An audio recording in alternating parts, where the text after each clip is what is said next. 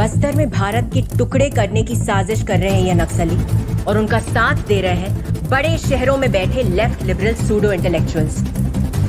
इन वामपंथियों को सड़क पे खड़ा कर सरेआम गोली मार दूंगी। चढ़ा देना फांसी पर। मैं Neerja Madhavan and IPS at war against Naxals. जय हिंद। उनकी गोलियों से भूनकर हत्या कर दी थी। कोर्ट ने मिशनरियों को और उसके साथ में एक माओवादी नेता उनको दोषी घोषित किया था। देख लीजिए आप कोर्ट का वर्डिक्ट, केवल इसलिए क्योंकि उन्होंने धर्मांतरण का विरोध किया। और पालघर में हुई साधुओं की लिंचिंग हम कैसे भूल सकते हैं। वो क्षेत्र भी नक्सलियों और मिशनरियों से प्रभावित ही था। वहां पर ये सारी समस्या मैंने अपनी आंखों से देखी हुई है। जिन्होंने इस समस्या का दंश झेला है उनसे ये बातें मैंने सुनी भी हुई है कि किस प्रकार से नक्सलियों के अत्याचार, मिशनरियों के अत्याचार, कितने छोटी छोटी बच्चियों के साथ में होने वाले दुष्कर्म। चक्रव्यूह जैसी फिल्म बनाने वाला प्रकाश झा जिसमें वो नक्सलियों को क्रांतिकारी दिखाता है, हमारे 76 जवानों की वीर गति को प्राप्त होने को सेलिब्रेट करता है, वही आश्रम जैसी वेब सीरीज बनाकर हमारे संतों के विरुद्ध प्रोपेगेंडा क्यों स्प्रेड करता है।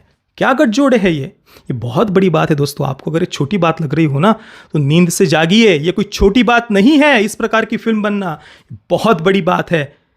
हाँ, कि जहां पर कला और साहित्य के क्षेत्र में इन कलम वाले नक्सलियों का, अर्बन नक्सल्स का हमेशा से ही वर्चस्व रहा है, वहां पर ऐसी फिल्म बनना ये कितना बड़ा चेंज है, कितना बड़ा परिवर्तन है, कितनी बड़ी क्रांति है, इसकी अभी हमें कल्पना नहीं है। ओम नारायण नारायण नारायण नारायण। सब मित्रों को राम राम, सबका स्वागत है दोस्तों। कैसे हैं आप सब दोस्तों। आज 6 फरवरी 2024 है और रात के 9:15 बज रहे हैं। अभी से ठीक 11 घंटे पहले सनशाइन पिक्चर्स यूट्यूब चैनल पर बस्तर मूवी के पहले टीज़र को रिलीज़ किया गया है। 1 मिनट और 16 सेकंड का ये टीज़र है। 11 घंटे पहले मतलब सुबह लगभग 11 बजे के करीब ये टीज़र रिलीज़ किया गया होगा। मैंने शाम को बेबी जॉन का जो टीज़र रिव्यू अपलोड किया है वहाँ आपने देखा होगा कि मैं खेत में था। इस कारण से तुरंत मैं इस पर वीडियो नहीं शूट कर पाया था। अभी घर पर आने के बाद में सबसे पहले मैं बस्तर का ये टीज़र रिव्यू ही शूट कर रहा हूँ।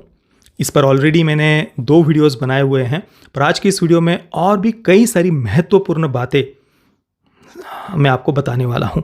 कुछ मेरे स्वयं के अनुभव से कुछ बातें जुड़ी हुई है, जो मैंने अपने आंखों से जो बातें देखी हुई है नक्सल समस्या को लेकर के। तो वीडियो को अंत तक आप अवश्य देखना और इसे लाइक और शेयर करना बिल्कुल भी मत भूलना। आज के हमारी इस वीडियो पर कम से कम 5000 लाइक्स आने ही चाहिए दोस्तों। तो जितने भी मित्र वीडियो देख रहे हैं सबसे पहले वीडियो को लाइक कर दीजिए। तो नक्सल समस्या आपको याद होगा दोस्तों, आज से ठीक 7 वर्ष पहले 2017 में 7-7.5 वर्ष हो गए होंगे।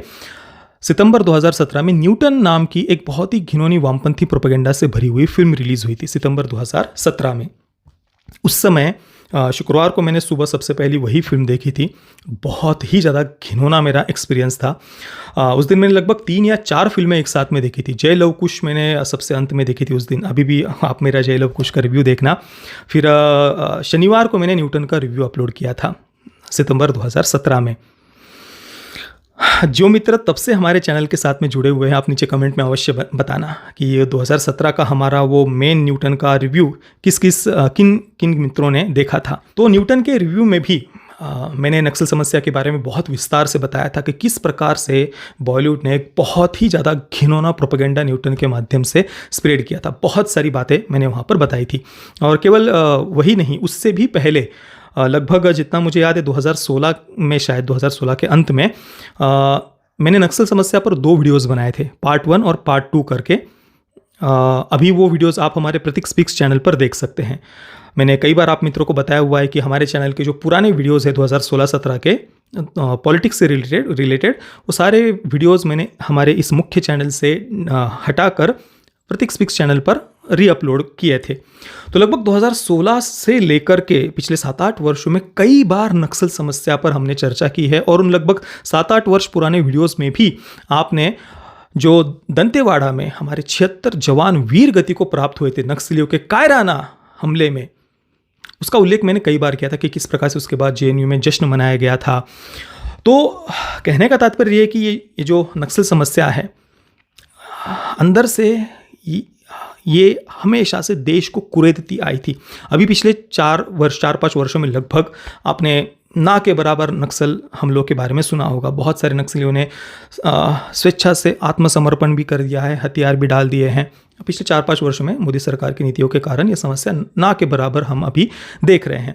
पर नक्सल अटैक्स इन इंडिया अगर आप सर्च करेंगे गूगल पर तो देख लेना आप 2005-6 से लेकर के 2014-15 तक आपको सबसे ज़्यादा नक्सलियों के हमलों की घटनाएं आपको देखने को मिलेंगी। और 2010 में दंतेवाड़ा में नक्सलियों ने जो बहुत ही कायराना ऐसा हमला किया था उसमें हमारे 76 जवान वीरगति को प्राप्त हुए थे।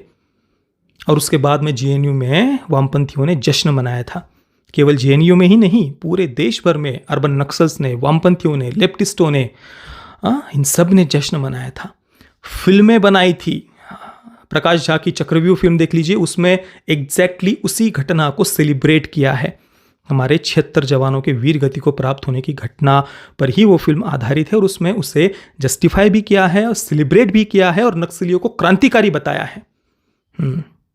नक्सलियों के कैंप्स जो बलात्कारियों के अड्डे होते हैं, ये खुद एक्स नक्सलियों ने कही हुई ये बातें अपने पुस्तकों में।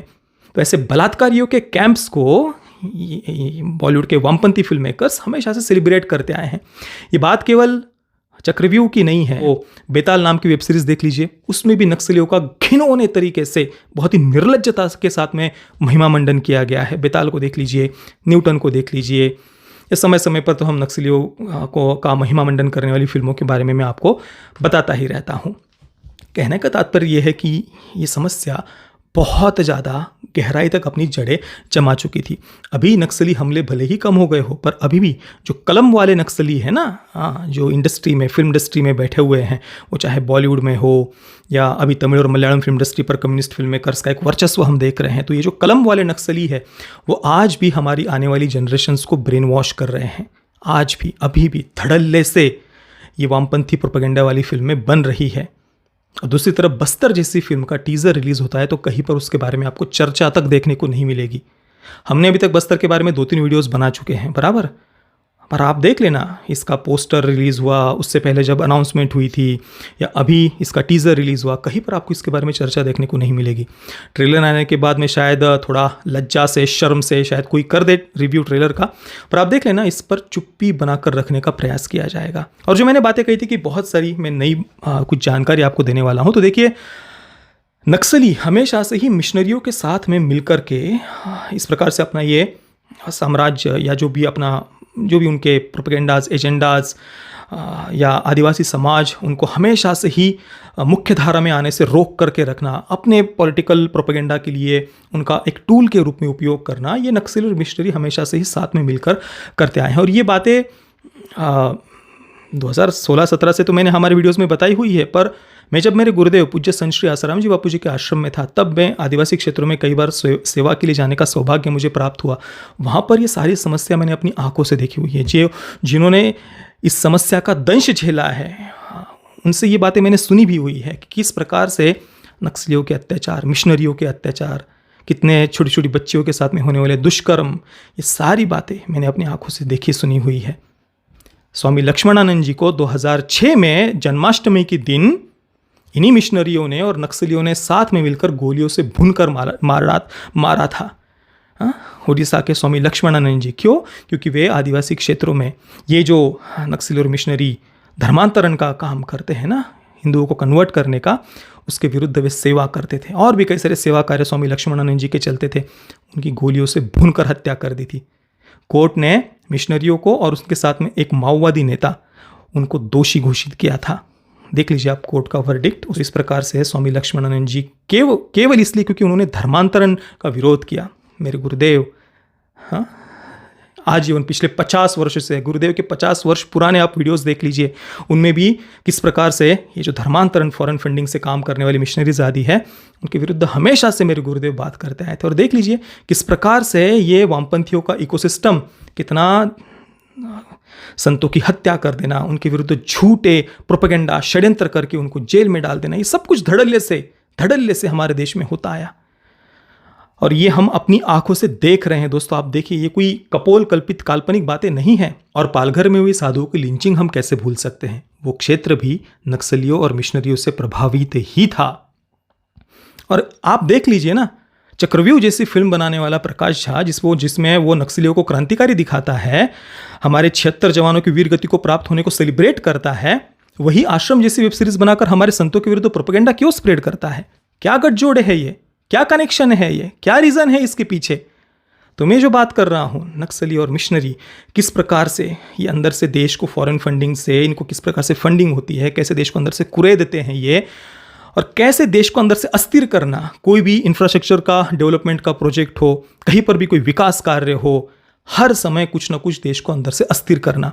इसी थीम पर आधारित बहुत सारी आपको तमिल फिल्म इंडस्ट्री से फिल्में मिल जाएंगी कि कहीं पर कोई डेवलपमेंट का प्रोजेक्ट है, कोई इंफ्रास्ट्रक्चर डेवलपमेंट, कोई उद्योगपति या कोई सरकार प्रोजेक्ट लेकर के जा रही है, फिर उसके विरुद्ध वही आंदोलन, अनारकी, अराजकता, इसको ग्लोरीफाई करना, हीरो आकर के विरोध करेगा वगैरह वगैरह। इसी सिमिलर थीम की फिल्में आपको देखने को मिल जाएंगी। क्या रीज़न है इनके पीछे का? क्योंकि ये चाहते ही नहीं है कि हमारे जो समाज का पिछड़ा वर्ग है वो कभी भी समाज के मुख्य धारा में आए। पर आज हमारा सौभाग्य देखिए दोस्तों कि हम हमारी आंखों से ऐसी फिल्म बनते हुए देख पा रहे हैं जिसमें फिल्म का मुख्य पात्र ये खुलकर कहता है कि ऐसे वामपंथियों को सरेआम में गोली मारूंगी, हाँ, भले हो जाए फिर जेल। ये छाती ठोक कर फिल्म का मुख्य पात्र कह रहा है। मुझे तो सच में ऐसे चिमटी काट कर देखने का मन होता है अपने आप को कि क्या सच में हम ये देख पा रहे हैं। ये बहुत बड़ी बात है दोस्तों। आपको अगर ये छोटी बात लग रही हो ना तो नींद से जागिए, ये कोई छोटी बात नहीं है। इस प्रकार की फिल्म बनना बहुत बड़ी बात है। हाँ, कि जहाँ पर कला और साहित्य के क्षेत्र में इन कलम वाले नक्सलियों का, अर्बन नक्सल्स का हमेशा से ही वर्चस्व रहा है, वहाँ पर ऐसी फिल्म बनना ये कितना बड़ा चेंज है, कितना बड़ा परिवर्तन है, कितनी बड़ी क्रांति है, इसकी अभी हमें कल्पना नहीं है। बहुत बड़ी क्रांति है। इन नक्सलियों ने, फॉरेन फंडिंग से काम करने वाले मिशनरियों ने देश का कितना नुकसान किया है। हमारी सभ्यता, हमारी संस्कृति को नष्ट करने के लिए कैसे कैसे षड्यंत्र इन्होंने रचे हैं। और यही ये सब मिशनरीज हो या फिर इनके एजेंडा पर काम करने वाले फिल्म मेकर्स जातिवाद का जहर घोलेंगे, समाज को बांटने का काम करेंगे ताकि मिशनरियों का काम आसान हो, कन्वर्जन करने का। 15 मार्च को ये फिल्म थिएटर में रिलीज़ होने वाली है। मैं तो बता नहीं सकता, मैं इतना अवश्य कहूँगा दोस्तों, द केरला स्टोरी से कई गुना ज़्यादा संवेदनशील है ये मुद्दा। अगर किसी को लग रहा हो कि ये कोई छोटी फिल्म है या ये कोई बड़ा मुद्दा नहीं है, तो मैं फिर से कहूँगा, नींद से जागिए। इससे बड़ी समस्या, ये सबसे बड़ी समस्या है। हाँ, और इसके विरुद्ध बात करने की शक्ति आज नहीं है। आप देख लीजिए, कोई इस पर कभी बात करते हुए आपको देखने को नहीं मिलेगा। हालांकि इसमें मिशनरियों का गठजोड़ दिखाया गया होगा, इस पर तो मुझे संदेह है, परंतु शुरुआत तो है कि नक्सलियों के विरुद्ध बात करने की हम एक फिल्म देख रहे हैं। बहुत बड़ी बात है, बहुत बहुत बड़ी बात है। बाकी 15 मार्च चलिए वेट करते हैं, और मैं तो चाहूँगा कि द केरला स्टोरी से भी इसको बड़ी सफलता मिले, बहुत बड़ी सफलता मिले, उससे भी बड़ी हिट ये फिल्म हो। बाकी दोस्तों, आपके इस पर क्या विचार हैं मुझे आप नीचे कमेंट में अवश्य बताना। ये वीडियो देखने के लिए आप सभी मित्रों का बहुत बहुत धन्यवाद। जय श्री राम, वंदे मातरम।